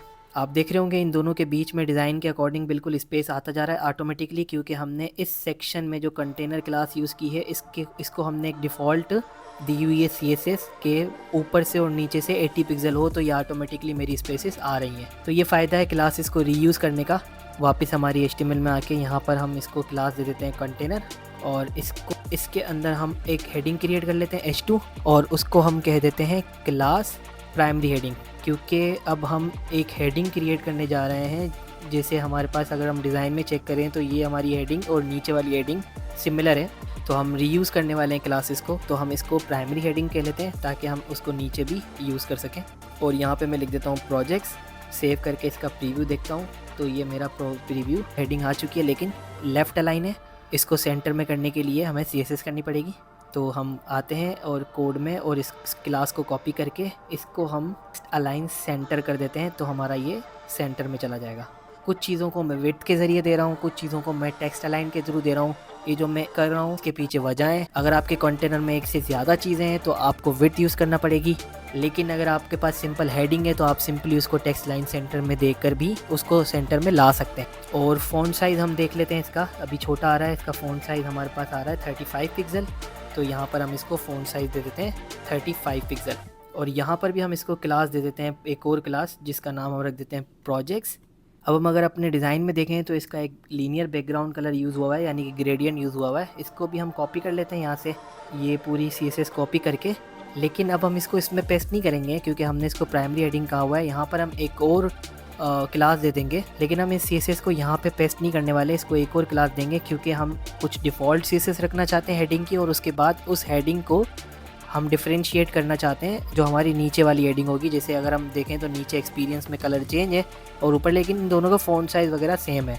तो हम क्या करेंगे, इसको हेडिंग प्रोजेक्ट कर देते हैं और इसको हम हेडिंग प्रोजेक्ट यहाँ पर सेलेक्ट करके इसको हम CSS दे देते हैं जो हमने वहाँ से कॉपी की थी। और इसको जब हम सेव करके इसका जब प्रीव्यू देखेंगे तो हमारा कलर आ चुका है। अब हम डिव में प्रोजेक्ट्स बता लेते हैं अपना, हमारे जितने भी प्रोजेक्ट्स हैं, क्योंकि हमारे पास डिज़ाइन में देखें तो 2 प्रोजेक्ट आ रहे हैं। तो हम एक डिव क्रिएट करके उसको क्लास दे देंगे प्रोजेक्ट्स, हमने क्लास दे दी है। अब हम इसमें जो भी डिव क्रिएट करेंगे उसको हम फ्लेक्स के थ्रू रो में ले आएंगे, क्योंकि हम इसको फ्लेक्स यूज़ करने वाले हैं, क्योंकि हमारे डिज़ाइन में देखा जाए तो दोनों बराबर में है और इन दोनों के बीच में स्पेस है। ये सब हम करने वाले हैं CSS से। ये हमने एक और डिव क्रिएट की है और इस डिव के अंदर हम एंकर का टैग यूज़ करेंगे। और क्योंकि एंकर का टैग इसलिए क्योंकि इस पे क्लिक पे हमें इस प्रोजेक्ट को खुलवाना है, तो अगर हमें इसके क्लिक पे कोई प्रोजेक्ट ओपन करवाना है तो एंकर का टैग, अदरवाइज़ हमें एंकर का टैग यूज़ करने की ज़रूरत नहीं है। हम यहाँ पे सिंपली इमेज देंगे, जो हमारी इमेज पड़ी है प्रोजेक्ट 1 की इमेज हमारी CDN में पड़ी है। इमेजेस में जाएंगे और प्रोजेक्ट 1 सेलेक्ट करके अल्ट लिख के ABM प्रोजेक्ट कर लेते हैं। अच्छा, उसके बाद हमारे पास डिज़ाइन में कुछ टेक्स्ट वगैरह है, नीचे ऊपर इमेज है नीचे टेक्स्ट है। तो हम एक और डिव क्रिएट कर लेते हैं इसी के अंदर और उसको हम कह लेते हैं प्रोजेक्ट टाइटल, ताकि हम इस क्लास को रीयूज़ कर सकें। उसके अंदर हमारे पास पहले देखा जाए तो छोटा टेक्स्ट है, तो इसको हम P में रैप कर लेते हैं और इसको हम कह देते हैं, यहाँ से कॉपी कर लेते हैं, क्लिक हियर टू विजिट। अगर आप लिखना चाह रहे हैं ये टेक्स्ट तो ठीक है, अदरवाइज़ आप डायरेक्टली H3 में अपने प्रोजेक्ट का नाम मेंशन कर सकते हैं, जो कि मेरा है HTML ट्यूटोरियल।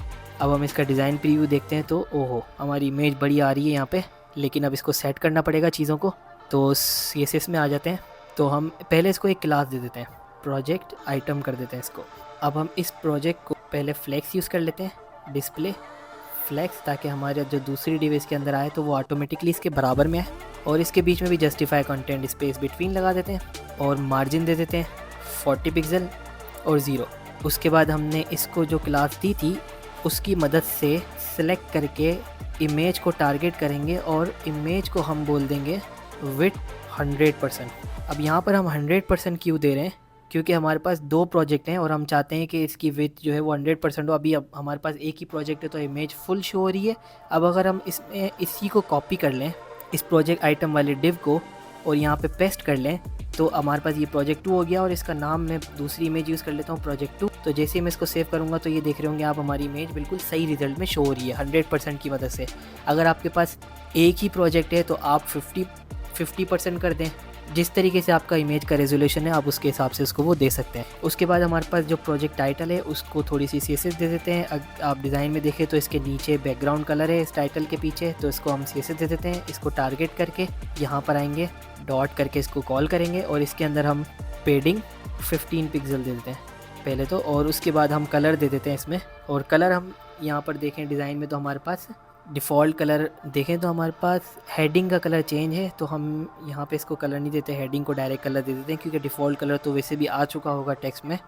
H3 हमने हेडिंग बनाई थी, यहाँ पे चेक करें, हाँ H3 बनाई हुई है। हम इसको कलर दे देते हैं #FFF, क्योंकि हमारे डिज़ाइन में अगर हम फिग्मा में चेक करें तो इसका कलर हमने वाइट ही दिया हुआ है। और इसके पीछे जो बैकग्राउंड कलर आ रहा है उसके लिए हम क्या करेंगे, इसको टारगेट करेंगे जो प्रोजेक्ट आइटम है, क्योंकि ये हमारा इस डिव के अंदर रैप हुआ हुआ है, ये रहा, ये वाले डिव में रैप हुआ हुआ है। इसको हम इसके अंदर जो रैप हुआ हुआ है इसको कॉपी करेंगे और यहाँ पर आके अब हम इसको कलर देते हैं बैकग्राउंड कलर ये वाला। तो बैकग्राउंड कलर के लिए हम इसको टारगेट कर लेते हैं प्रोजेक्ट आइटम को, और इस प्रोजेक्ट आइटम को ही बैकग्राउंड कलर दे देते हैं। वैसे तो इसमें इमेज यूज़ हो रही है, लेकिन इससे हमारा क्या होगा कि इमेज के साथ बिल्कुल परफेक्टली मैच हो जाएगा। जो टाइटल वाला डिव है उसके पीछे भी ऑटोमेटिकली बैकग्राउंड कलर आ जाएगा, क्योंकि ये एक ही कंटेनर के अंदर हमारा रैप हुआ पड़ा है। बैकग्राउंड हम दे देते हैं जो यहाँ पर हमारा दिया हुआ है, इसको कॉपी कर लेते हैं। ये कलर है और यहाँ पे आके इसको पेस्ट कर देते हैं और इसके ऊपर लेफ़्ट राइट से हम मार्जिन दे देते हैं, क्योंकि अभी हमारी चीज़ें देखेंगे तो बैकग्राउंड कलर तो आ चुका है लेकिन ये मिल रहा है आपस में, तो इसको हम मार्जिन दे देते हैं 20 पिक्सल दे देते हैं। अगर हम यहाँ पे सिर्फ मार्जिन 20 पिक्सल देंगे तो चारों तरफ से स्पेस आ जाएगा। ये आप देख रहे होंगे ऊपर से, लेफ़्ट से, राइट से, हर जगह से स्पेस आ चुका है। तो हमारी इमेज आ चुकी है, उसके पीछे बैकग्राउंड कलर भी आ चुका है टेक्स्ट के पीछे, और हमारा टेक्स्ट भी आ चुका है। इसके टेक्स्ट को हम चेंज कर लेते हैं सेकेंड वाले के। इसमें हमारे पास था CSS ट्यूटोरियल, तो ये हमारा CSS ट्यूटोरियल हो गया। अब हमारी अगर हम डिज़ाइन में चेक करें तो हमारी डिज़ाइन में यहाँ पे बॉर्डर है रेडियस, तो हमें भी यहाँ पे बॉर्डर रेडियस देना पड़ेगा। तो उसके लिए हम क्या करेंगे, इस डिव को टारगेट करते हुए हमारी जो इमेज को यहाँ पे हमने दिया हुआ है इसको हम बॉर्डर रेडियस, अब हमारे पास जो बॉर्डर रेडियस है वो सिर्फ ऊपर है, नीचे नहीं है। अगर आप देखे होंगे तो इमेज यहाँ पे शार्प कॉर्नर है, लेकिन यहाँ पे हमारे पास बॉर्डर है, तो सिर्फ लेफ़्ट और राइट में हमने बॉर्डर देना है। तो अगर है कितना बॉर्डर, 18 पिक्सल दे देते हैं और उसके बाद स्पेस दे के दूसरा, तो ये टॉप लेफ़्ट हो गया और राइट हो गया, और बाकी नीचे से और बॉटम लेफ़्ट और राइट से हमने 0 कर दिया। और अब हम इसका प्रीव्यू जाके देखते हैं तो ये हमारा इमेज में ये देख रहे होंगे आ चुका है। लेकिन अब इमेज तो बॉर्डर रेडियस हो गया, लेकिन इसके पीछे आप देख रहे होंगे कि बैकग्राउंड कलर शो हो रहा है। इसको भी हम सेट करते हैं CSS की मदद से। इसके लिए हम क्या करेंगे कि प्रोजेक्ट आइटम को ही बॉर्डर रेडियस दे देंगे। तो हम जब इसको सेव करेंगे यही वाला, तो हमारा ये चीज़ सेव हो चुकी है। हमने जो एक्सटेंशन यहाँ पे गो लाइव यूज़ की हुई है उसकी वजह से हमें बार बार रिलोड नहीं करना पड़ रहा। अगर आप बिना एक्सटेंशन के काम कर रहे हैं तो आपको बार बार जाके इम्पैक्ट देखने के लिए रिलोड करना पड़ेगा। अगर ये रनिंग में नहीं होगा, जैसे मैं इसको स्टॉप कर लेता हूँ, तो ये ऑटो रिलोड नहीं होगा। तो ये हमारा तीसरा सेक्शन भी रेडी हो चुका है प्रोजेक्ट्स का। पहले में हमारे पास था अबाउट, फिर एक्सपीरियंस विद प्रोग्रामिंग लैंग्वेजेस, जो भी हमारी लैंग्वेजेस हैं, फिर प्रोजेक्ट्स। अब हमारे पास नेक्स्ट है एक्सपीरियंस का। एक्सपीरियंस के लिए हम हेडिंग क्रिएट कर लेते हैं एक्सपीरियंस की, और पहले एक सेक्शन बना लेते हैं, उसको भी हम क्लास दे देते हैं कंटेनर, और इसके अंदर एक हेडिंग क्रिएट कर लेते हैं H2 में, जिसको हम वही ऊपर जो हमने क्लास दी थी ये वाली पूरी ये कॉपी कर लेते हैं पूरा, और नीचे इसको पेस्ट कर लेते हैं। तो ये हमारी प्राइमरी हेडिंग हो गई। लेकिन यहाँ पे हेडिंग प्रोजेक्ट हमने दिया था, अब हमारे पास हेडिंग एक्सपीरियंस हो जाएगा इसको, ताकि इसको हम कलर अलग दे सकें। बाकी डिफ़ॉल्ट CSS इससे अप्लाई हो जाएगी, लेकिन इसकी मदद से हमारी CSS डिफरेंट हो जाएगी, और इसके बीच में हम लिख देंगे एक्सपीरियंस, जैसे कि हमारे डिज़ाइन में लिखा हुआ है। अब जाके हम इसका प्रीव्यू देखते हैं तो हमारी हेडिंग आ चुकी है, लेकिन इसका कलर अभी नहीं आया। तो उसके लिए हमें क्या करना पड़ेगा कि इसके ग्रेडियंट के कलर को यहाँ से कॉपी करना पड़ेगा। तो ये चारों CSS हमें यहाँ से कॉपी करनी पड़ेंगी। ये कुछ CSS इसके साथ हमें कॉपी पेस्ट करनी ज़रूरी है। ग्रेडियंट के लिए इसको कॉपी कर लेते हैं, और हमारे हेडिंग एक्सपीरियंस, पहले इसको क्लास को कॉपी करके इसको सिलेक्ट कर लेते हैं, इसमें आके फिग्मा में जाके इसको कॉपी कर लेते हैं इस वाली CSS को। ये जो आप यहाँ पे देख रहे होंगे background clip, background web kit वगैरह, ये जो चीज़ें हैं ये ग्रेडियंट के लिए ये थोड़ी सी इजाफी CSS देनी पड़ती है हमें। ये जो आप देख रहे होंगे ये ग्रेडियंट का एक वे है, इसको आपको याद करने की ज़रूरत नहीं है। आप ग्रेडियंट ओपन सोर्स वेबसाइट है, वहाँ से भी जाके बना सकते हैं। अगर आप गूगल पे जाके लिखें ग्रेडियंट जनरेटर तो आपको यहाँ पे वेबसाइट आ जाएंगी, और आप यहाँ से जाके जो भी ग्रेडियंट अपने हिसाब से डिज़ाइन करना चाहें वो डिज़ाइन करके यहाँ पे सिंपली इसको पेस्ट कर देंगे इसकी जगह पे, तो ये आपका ग्रेडियंट किसी भी टेक्स्ट के ऊपर आ जाएगा। उस टेक्स्ट पे ग्रेडियंट के लिए हमें ये 3 CSS लगानी लाजमी है। ये जो वेबकिट है ये सपोर्ट करेगा क्रोमियम को। इन चीज़ों को याद करने की ज़रूरत नहीं है, ये प्रैक्टिस से आपको ऑटोमेटिकली याद होती जाएंगी। हमारी वेबसाइट पर आ जाते हैं वापस। तो ये हमारी वेबसाइट का कलर एक्सपीरियंस का ब्लू हो चुका है, जैसा कि हमारे डिज़ाइन में था। अच्छा, ये हमारे पास प्रोजेक्ट्स फुल कैपिटल में लिखा हुआ है, तो इसको भी हम चेंज कर देते हैं हमारे पास भी डिज़ाइन के हिसाब से। इसको कैपिटल में मैनुअली लिख लेते हैं। वैसे तो इसके और भी वेज हैं, प्रोग्रामिंग से भी हम इसको कैपिटल कर सकते हैं, लेकिन हम इसको मैनुअल कर लेते हैं फ़िलहाल, क्योंकि उसके लिए हमें जावास्क्रिप्ट यूज़ करनी पड़ेगी। तो ये हमारा प्रोजेक्ट हो चुका है और एक्सपीरियंस वाला हेडिंग आ चुकी है। अब हम इसमें एक्सपीरियंस बता देते हैं, हमारे जितने भी एक्सपीरियंस है। अच्छा, डिस्प्ले फ्लैग्स वगैरह आपको समझ आ रहा होगा। अगर आपको समझ ना आ रहा हो तो मेरी HTML की वीडियो में चले जाइएगा, उसमें आपको इस डिस्प्ले फ्लैग्स के बारे में मैंने बताया हुआ है ऑलरेडी कि फ्लैग्स की मदद से क्या हो रहा है। अब आपको एग्जाम्पल के साथ दिखा भी रहा हूँ। जैसे कि आप देख रहे होंगे कि फ्लैक्स का यूजेज मैं बहुत ज़्यादा कर रहा हूँ, क्योंकि चीज़ें हमारी एक के बराबर में एक में, जैसे नेविगेशन के लिए भी मैंने फ्लैक्स यूज़ किया है, क्योंकि हमारी चीज़ें बराबर में रखी हुई हैं। नेविगेशन के अंदर जितने भी लिंक्स हैं इसमें हमारे पास बटन बराबर में है, तो इसलिए हमने यहाँ पे भी फ्लैक्स यूज़ किया है, यहाँ पर भी हमने फ्लैक्स यूज़ किया है, क्योंकि हमारे पास लैंग्वेजेस भी बराबर में रखी हुई है। तो ये फ्लैक्स का यूजेज हम इसी चीज़ों के लिए कर रहे होते हैं, और इसके ऊपर मैं डिटेल कोर्स भी बनाऊंगा जिसमें आपको डिटेल में फ्लैक्स के सारे फीचर सिखाने वाला हूं। लेकिन अभी आप इस CSS को जो आप देख रहे हैं उसको आप अंडरस्टैंड कर लें अपने हिसाब से, जो भी मैं आपको समझा रहा हूं। बाकी जब मैं इसका सोर्स कोड दूंगा तो आपको अच्छे से समझ और आ जाएगा। आप इसके सोर्स कोड को देख लीजिएगा, वीडियो के डिस्क्रिप्शन में इसका सोर्स कोड पड़ा होगा और उसको डाउनलोड करने का तरीका मैं एंड में बताता हूँ आपको। एक्सपीरियंस में हमारे पास जो डिज़ाइन में है उसमें हमारे पास एक पहले लोगो है, उसके बाद हेडिंग है, उसके बाद राइट साइड पे हमारे पास साल लिखा हुआ है और नीचे उसका कंटेंट लिखा हुआ है, जो भी हमारा एक्सपीरियंस है उसके बारे में, जो भी हमने एक्सपीरियंस किया है उस कंपनी में वो हमने यहाँ पे डिटेल में लिखा हुआ है। तो पहले हम एक डिव क्रिएट कर लेते हैं और सेम जिस तरीके से हमने प्रोजेक्ट्स का बनाया था उस तरीके से इसको क्लास देके एक्सपीरियंसेस कर देते हैं और इसके अंदर हम एक और डिव बना लेते हैं, क्योंकि हमने यहाँ पे इसको एक्सपीरियंस क्लास इसलिए दिया है क्योंकि हम इसको फ्लेक्स लगाने वाले हैं, क्योंकि हम इसको यूज़ करने वाले हैं।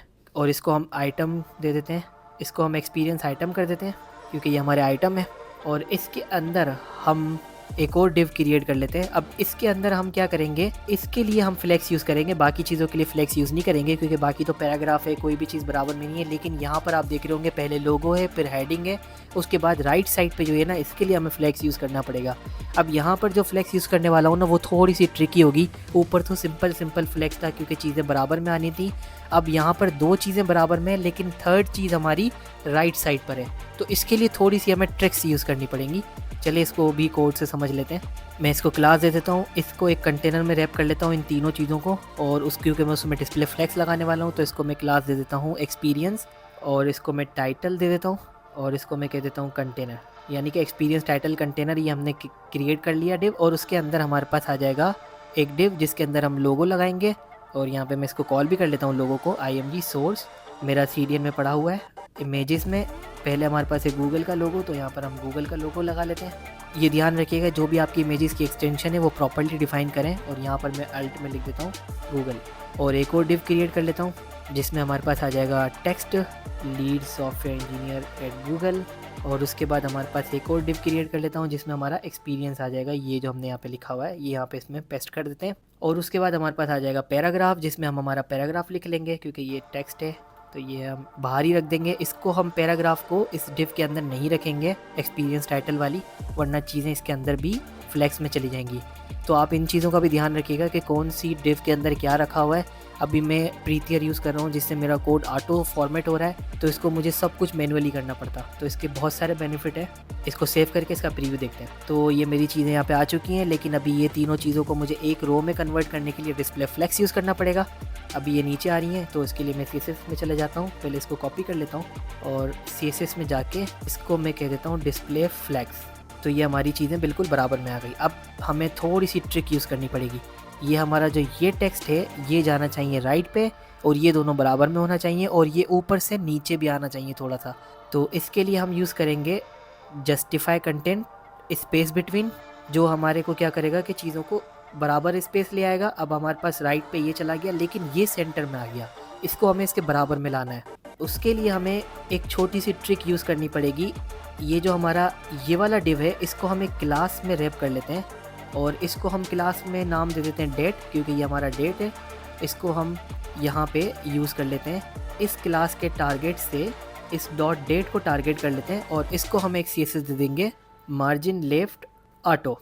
इससे क्या होगा कि हमारी दोनों चीज़ें यहाँ पे साथ में आ गई, लेकिन ये हमारा राइट साइड पे चला गया। तो ये छोटी सी ट्रिक है जिसकी मदद से हमने डिस्प्ले फ्लेक्स यूज़ करके ही इसको एक रो में भी लेके आ गए, और थर्ड वाले को हमने राइट पे रखा और दोनों को साथ में रख दिया। अब हम इसको थोड़ा सा सेट कर लेते हैं। ये आ तो गया बराबर में, लेकिन ये बिल्कुल ऊपर नीचे अलाइन नहीं है। इसको अलाइन कर लेते हैं। अलाइन करने के लिए ऊपर नीचे से हमें यहाँ पे एक और CSS यूज़ करनी पड़ेगी, align item centre. Align item जब हम यूज़ करेंगे तो ऊपर नीचे से हमारा स्पेस आ जाएगा। अब आप देख रहे होंगे कि ये ऊपर नीचे से स्पेस में आ चुका है। अब हम इसका फ़ॉन्ट साइज़ सही कर लेते हैं। इसका फ़ॉन्ट साइज़ भी डिज़ाइन में से देख लेते हैं इसका फ़ॉन्ट साइज़ क्या है, और इसका फ़ॉन्ट कलर भी वाइट है। तो ये दोनों CSS भी हम कॉपी कर लेते हैं। इसका फ़ॉन्ट साइज़ है हमारा 21.22 पिक्सल कर देते हैं। इसके लिए हम क्या करेंगे कि पहले तो इसको क्लास डिफरेंट करेंगे, जैसे हमने इसको क्लास डिफरेंट किया था, क्योंकि इससे हम सिर्फ इसको टारगेट करके इसको CSS दे सकेंगे। तो इसको मैं क्लास दे देता हूँ एक्सपीरियंस टाइटल, और इसको मैं टारगेट कर लेता हूँ यहाँ पे आके, और इसको मैं पहले तो कलर दे देता हूँ #FFF, और फ़ॉन्ट साइज़ हमारा था 22 पिक्सल। इसको सेव करके इसका प्रीव्यू देखते हैं। तो ये हमारा फ़ॉन्ट वाइट हो चुका है, लेकिन अगर हम डिज़ाइन में देखें तो थोड़ा बोल्ड भी है, तो हम इसको बोल्ड कर लेते हैं। फ़ॉन्ट वेट यूज़ करेंगे और बोल्ड कर देंगे तो ये हमारा font according to design bold हो चुका है। लेकिन ये अभी लेफ़्ट से स्पेस नहीं है, उसके लिए हम क्या करेंगे, मार्जिन लेफ़्ट 10 पिक्सल कर देते हैं तो ये हमारा लेफ़्ट से थोड़ा सा स्पेस भी आ चुका है। लेकिन अभी हम इस कंटेनर के नीचे स्पेस देख रहे हैं तो स्पेस नहीं है, ना ऊपर से स्पेस है जिस तरीके से हमारे डिज़ाइन में है।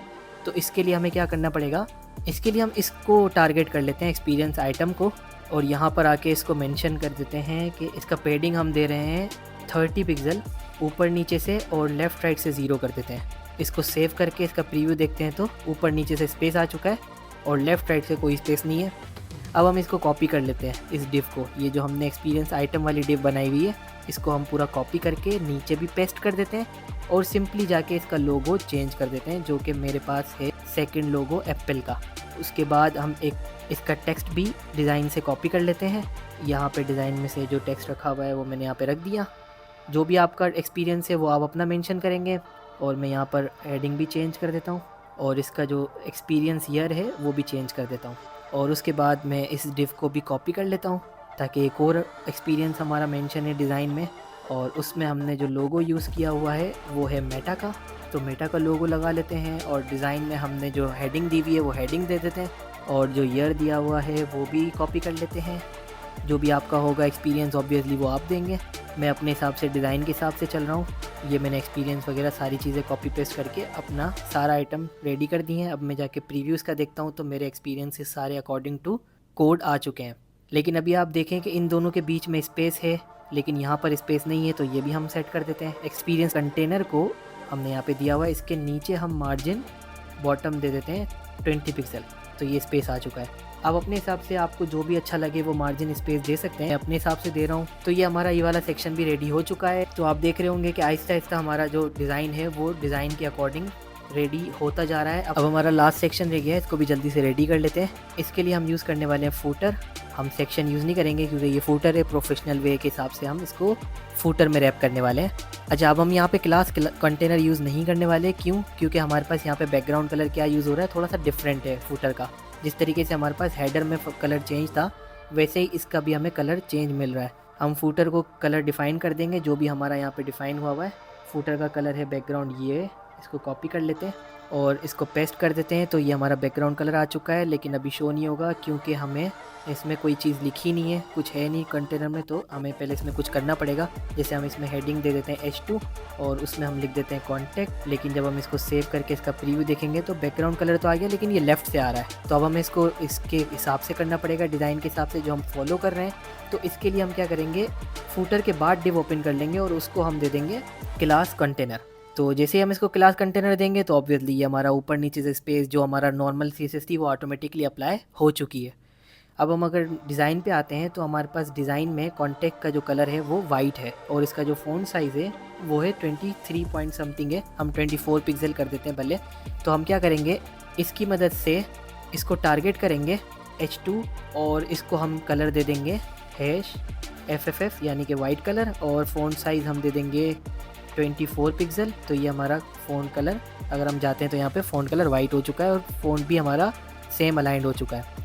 इसके बाद हमारे पास पैराग्राफ है, तो हम इसमें जाके सिंपली पैराग्राफ लिख देंगे। पैराग्राफ में जो भी आपका टेक्स्ट आप लिखना चाहते हैं जिससे कोई आपको कांटेक्ट क्यों करे वो आपको बताना पड़ेगा। ऑब्वियसली जो भी आप देना चाहे वो टेक्स्ट दे सकते हैं। इसको सेव करके इसका प्रीव्यू देखते हैं तो ये हमारा आ चुका है, लेकिन ये कॉन्टेक्ट हमारा बिल्कुल मिल रहा है इससे। तो इसके लिए हमें कुछ नहीं करना, सिंपली जाके इसको ही हम मार्जिन बॉटम दे देते हैं 20 पिक्सल, तो ये नीचे आ जाएगा।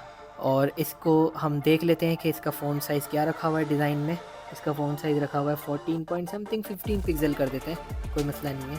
तो इसका पैराग्राफ को हमने फ़ॉन्ट साइज़ कर दिया 15 पिक्सल। तो ये देख रहे होंगे हमारा बिल्कुल अलाइन होता जा रहा है आहिस्ते आहिस्ते। अब हम आ जाते हैं सोशल लिंक्स के ऊपर। अगर हम डिज़ाइन में देखें तो आखिर में हमारे पास ईमेल एड्रेस और सोशल लिंक है। तो यहाँ पर हम पहले ईमेल एड्रेस देते थे, तो डिव में रैप कर लेते हैं एक, और इसको जो भी हम नाम देना चाहते हैं वो दे सकते हैं। हम इसको ईमेल कंटेनर दे देते हैं क्लास का नाम, ताकि इसमें हम CSS कर सकें डिस्प्ले फ्लेक्स वाली। और इसको हम एक डिव में रैप कर लेते हैं और इधर भी एक डिव और क्रिएट कर लेते हैं जिसमें हम img सोर्स और इसमें हम दे देंगे हमारी CDN का पाथ जहाँ भी हमारी इमेज रखी हुई है। और इसको बंद कर देंगे और इसमें हमने बता देते हैं ईमेल। अब हम इसका प्रीव्यू जाके देखते हैं। तो ये हमारी इमेज इसके बराबर में नहीं आ रही क्योंकि हमने अभी इसको CSS नहीं दी। तो ईमेल कंटेनर के लिए हमें क्या करना होगा, यहाँ पे जाना पड़ेगा और इसको क्लास दे के बोलना पड़ेगा डिस्प्ले फ्लैक्स। तो ये हमारी एक साथ आ चुकी है और अलाइन आइटम हम सेंटर कर देंगे तो ये इसके बराबर में सही हो जाएगा। और इसके अंदर हमें ऊपर से स्पेस देना पड़ेगा और इसको ऊपर से स्पेस दे देते हैं, मार्जिन टॉप 20 पिक्सल।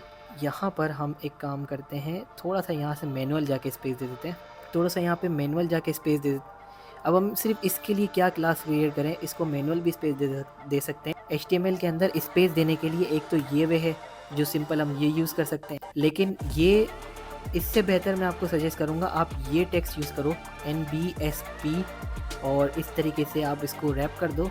स्पेस देने के लिए, मैनुअल स्पेस देने के लिए मैं आपको सजेस्ट करूँगा आप एक और भी HTML का एक डिफ़ॉल्ट कुछ फॉर्मेट्स होते हैं स्पेस देने के लिए। स्पेस देने के लिए हमारे पास दो वेज हैं, या तो हम इसको एक डिव में रैप करें और यहाँ से स्पेस दें।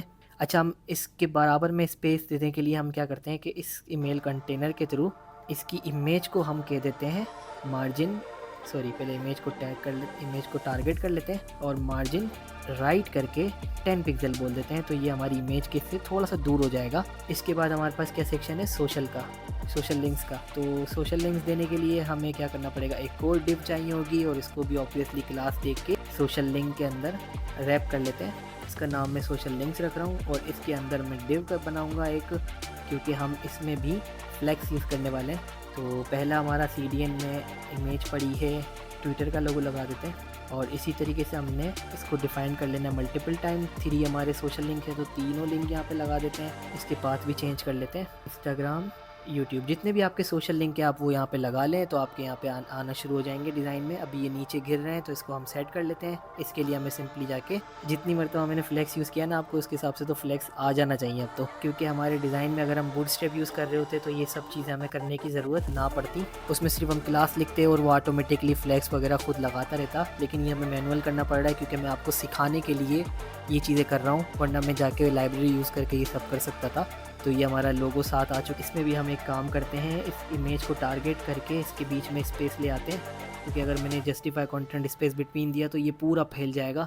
तो हम इसमें मार्जिन राइट दे देते हैं 20 पिक्सल।